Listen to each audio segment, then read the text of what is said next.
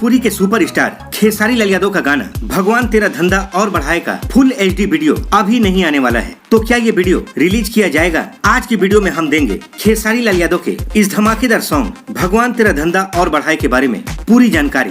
तो वीडियो को लास्ट तक देखिएगा और अगर चैनल को सब्सक्राइब नहीं किया तो अभी कर ले। तो चलिए दोस्तों, जैसा कि आप लोगों को पता है कि भोजपुरी की ट्रेंडिंग हिट मशीन कहे जाने वाले खेसारी लाल यादव का धमाकेदार सॉन्ग भगवान तेरा धंधा और बढ़ाए, जिसका ऑडियो सॉन्ग आपने पहले ही सुन लिया है और इस गाने का टीजर भी अंकिता फिल्म्स यूट्यूब के माध्यम से आ गया था। इस धमाकेदार गाने को खेसारी लाल यादव और शिल्पी राज ने गाया है। गीत है विजय चौहान का और आर्या शर्मा ने इस गाने में म्यूजिक दिया है। इस गाने का फुल वीडियो अंकिता फिल्म्स के माध्यम से आप लोगों के बीच आने वाला था, मगर अब हम आपको बता दें कि इस गाने का फुल HD वीडियो अभी नहीं आएगा।